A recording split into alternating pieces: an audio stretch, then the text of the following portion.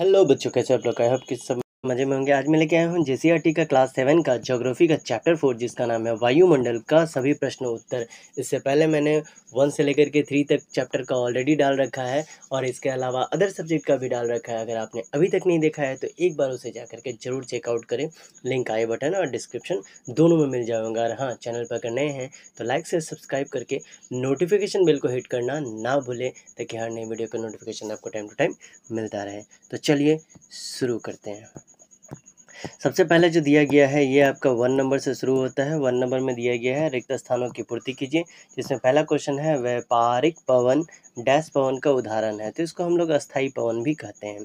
ठीक है।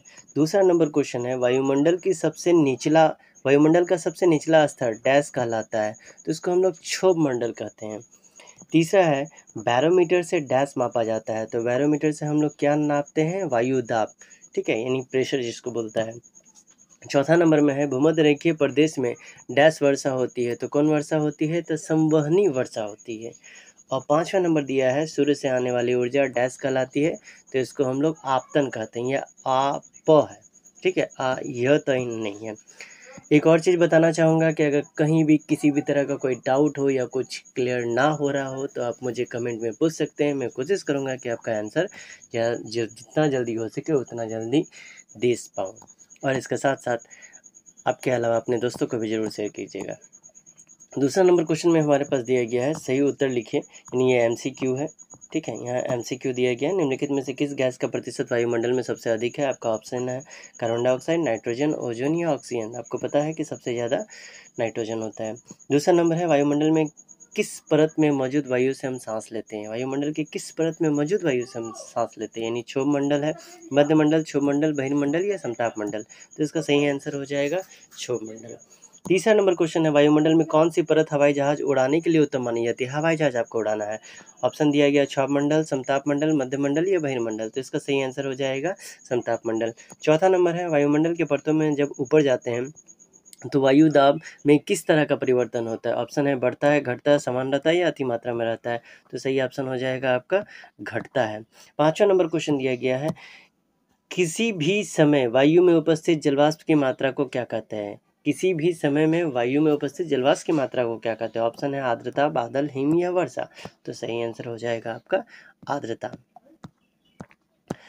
इसके बाद हम लोग क्वेश्चन आंसर पे आ जाते हैं। इसको थोड़ा और बड़ा कर लेते हैं ताकि आपको और क्लियरली दिख पाए। ये ठीक है। तीसरा नंबर में पहला क्वेश्चन दिया है। तीसरा नंबर में देखिए क्या लिखा है, निम्नलिखित प्रश्न का उत्तर एक वाक्य में दीजिए। पहला क्वेश्चन है वायुमंडल किसे कहते हैं? तो उत्तर हो जाएगा पृथ्वी के चारों ओर वायु का जो आवरण होता है। मान लीजिए ये पृथ्वी है, इसका चारों ओर वायु का जो आवरण है इसी को हम लोग वायुमंडल के नाम से जानते हैं। दूसरा क्वेश्चन है वायुमंडल में अधिकतर भाग किन गैसों से बना है? तो आपका उत्तर हो जाएगा वायुमंडल में मुख्य रूप से नाइट्रोजन और ऑक्सीजन भारी मात्रा में है और अन्य गैस जैसे कार्बन डाइऑक्साइड, हीलियम, ओजोन आदि कम मात्रा में पाया जाता है। ठीक है। तीसरा नंबर क्वेश्चन में आपसे पूछा गया है वायुमंडल में कौन सी गैस हरित गृह प्रभाव पैदा करती है? ग्रीन हाउस इफेक्ट इसको कहा जाता है। तो इसका उत्तर हो जाएगा कार्बन डाइऑक्साइड वो गैस है जो वातावरण में ग्रीन हाउस प्रभाव जो है वो पैदा करती है। चौथा नंबर क्वेश्चन में दिया गया है मौसम एवं जलवायु में क्या अंतर है? ठीक है, शॉर्ट में बोला गया इसलिए हम लोग शॉर्ट में देखेंगे। मौसम वायुमंडल के प्रत्येक घंटे या दिन प्रतिदिन की स्थिति होती है। वही दीर्घकाल में किसी स्थान पर औसत मौसम उस स्थान का जलवायु कहलाता है। ठीक है। पांचवा नंबर क्वेश्चन है मानसूनी पवन क्या है? उत्तर है मौसमी पवन जिन हवाओं की दिशा में ऋतु के अनुसार परिवर्तन होता है। जैसे जैसे ऋतु वैसा वैसा हवा। ठीक है, उन्हें हम लोग मौसमी पवन कहते हैं। ऐसे पवन विभिन्न ऋतुओं में अपनी दिशा बदलते रहते हैं, जैसे भारत में मानसूनी पवन। इसके बाद हम लोग आते हैं 4 नंबर में जो लघु उत्तरीय है। इसका पहला क्वेश्चन है वर्षा कितने प्रकार की होती है, उनका उल्लेख करें। तो हमारा उत्तर हो जाएगा वर्षा 3 प्रकार के होते हैं, संवहनी वर्षा, पर्वतीय वर्षा एवं चक्रवाती वर्षा। अब देखिए यहाँ पर हमें बोला गया उनका उल्लेख करने के लिए, तो हम लोग को क्या करना पड़ेगा, एक एक करके सारा स्टेप इसका क्लियर करना होगा। सबसे पहला है संवहनी वर्षा। सूर्य ताप से जब भूतल गर्म हो जाता है और उस स्थान की गर्म हवा हल्की होकर के ऊपर उठने लगती है तो संवहनी धाराओं का निर्माण होता है। इसी कारण संवहनी धारा का निर्माण होता है। ठीक है। हवा ऊपर जाकर ठंडी होती है तथा उसमें उपस्थित जलवाष्प का संघनन होता है। इससे जो वर्षा होती है इसी को हम लोग संवहनी वर्षा के नाम से जानते हैं। ऐसी वर्षा अधिकतर भूमध्य रेखीय क्षेत्र में आपको देखने को मिलेगी। दूसरा नंबर क्वेश्चन में है पर्वतीय वर्षा।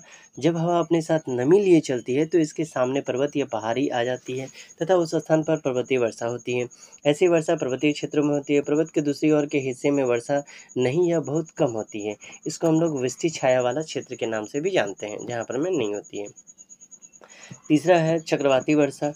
जब गर्म और आर्द्र हवा निम्न वायुदाब केंद्र से चारों ओर चक्कर काटते हुए ऊपर की ओर उठती है, तब ठंडी हवा क्या होती है, संघनित होती है और वर्षा कराती है। यह वर्षा चक्रवाती वर्षा कहलाती है।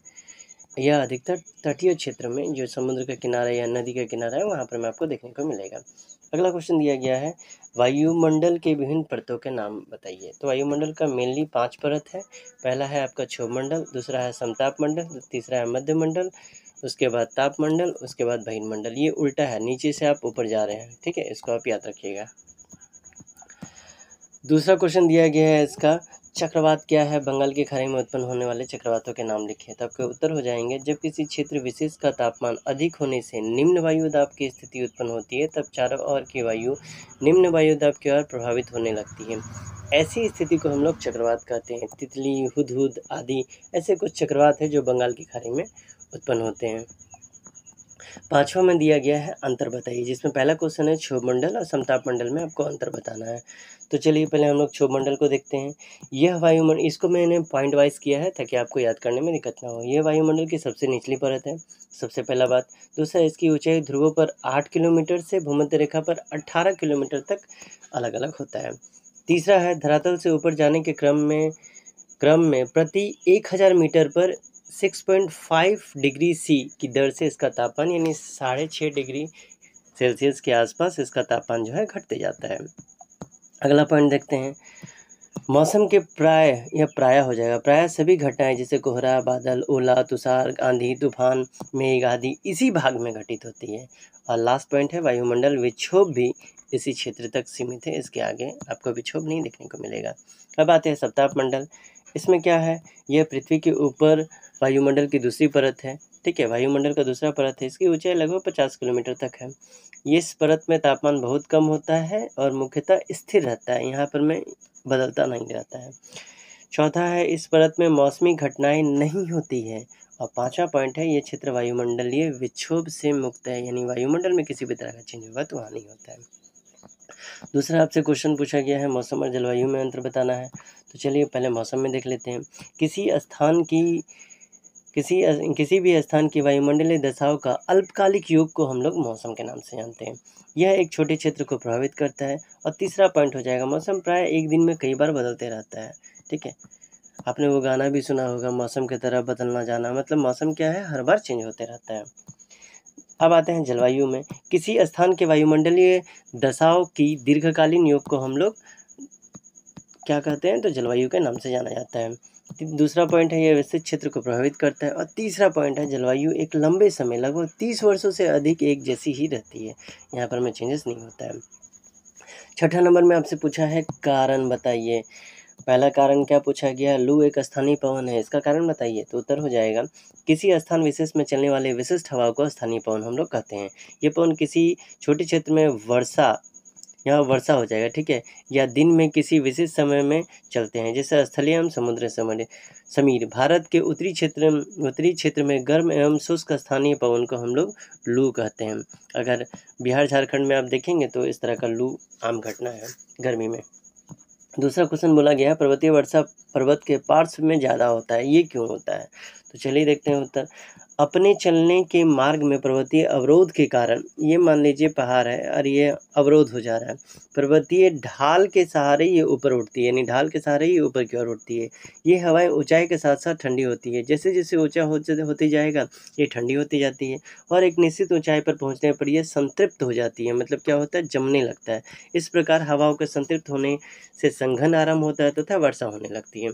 ऐसी स्थिति में हवाएं सम्मुख स्थितीय पर्वतीय ढाल पर सर्वाधिक वर्षा होती है, इसलिए पर्वत के ढाल पे आप देखेंगे तो वर्षा आपको ज़्यादा देखने को मिलेगा। अब आते हैं 7वां नंबर, जो है दीर्घ उत्तरीय प्रश्न। इसमें पहला क्वेश्चन दिया गया है, वायुमंडल के परत की विशेषताओं का सचित्र वर्णन करें, यानी विशेषता भी बताना है और चित्र भी बनाना है। तो पहला हो जाएगा क्षोभमंडल, ये वायुमंडल की सबसे ऊपरी परत है, ये परत हो जाएगा, ठीक है। इसकी औसत ऊंचाई 13 किलोमीटर है। इसी मंडल में मौजूद वायु में हम सांस लेते हैं। और वर्षा कोहरा, कोहरा हो जाएगा, कोहरा ओला वर्षा इसी परत में होता है। दूसरा है समताप मंडल, क्षोभ मंडल के ऊपरी भाग को हम लोग समताप मंडल कहते हैं। वायुमंडल का परत बोला है तो सारा परत एक एक करके दिखेंगे। ये बादल मौसमी घटनाओं से मुक्त रहता है, इसलिए हवाई जहाज उड़ाने के लिए ये आदर्श है। तीसरा है मध्यमंडल, यह वायुमंडल की तीसरी परत है। ये समताप मंडल के ठीक ऊपर होता है और 80 किलोमीटर तक ऊंचाई तक ये फैला रहता है, ठीक है। चौथा में आपको है बाह्य मंडल, इस मंडल में तापमान अधिक रहता है। ये 80 से 400 किलोमीटर तक फैला रहता है। ये परत रेडियो संचार के लिए उपयोग होता है। देखिए हम लोग नीचे से ऊपर जा रहे हैं, इसको हमेशा याद रखिएगा। अंगव नंबर यानी 5वां, वायुमंडल के सबसे ऊपरी परत को हम लोग वायुमंडल कहते हैं। यह वायु की पतली परत होती है, हल्की गैस जैसे हीलियम, हाइड्रोजन अंतरिक्ष में तैरते रहती है। चलिए थोड़ा फिगर भी देख लेते हैं। देखिए ये हो गया हमारा पृथ्वी। यहाँ पर में सबसे पहले हो गया क्षोभमंडल जो है 0 से लेकर के 12 किलोमीटर तक, ठीक है। इसके बाद हो गया समताप किलोमीटर, समताप मंडल जो है 12 से 50 किलोमीटर तक। ये मध्य मंडल जो है 50 से 80 किलोमीटर। ये समताप मंडल है जो, ये ताप मंडल है जो 80 से 70 है, ठीक है, 80 से 700 है। और ये आपका बाह्य मंडल है जो 700 से 1,90,000 किलोमीटर है। अब देखिए यहाँ पर मैं कहाँ पर मैं आप क्या उड़ा पा रहे हो, कहाँ पर मैं क्या नहीं उड़ा पा रहे हो। यहाँ पर मैं देख सकते हैं हवाई जहाज़ के लिए ओजोन परत यहाँ पर दिख रहा है। ये आपका कार्बन रेखा है और यहाँ पर में उल्का पिंड वगैरह आपको दिख रहा है। तो समताप मंडल ये जो मंडल है, ठीक है, ये देखिए ये वाला लेयर, ये आपका हवाई जहाज़ के लिए उपयुक्त है। इसके बाद अगला क्वेश्चन है, भूमध्य रेखा में ध्रुव के हो जाने से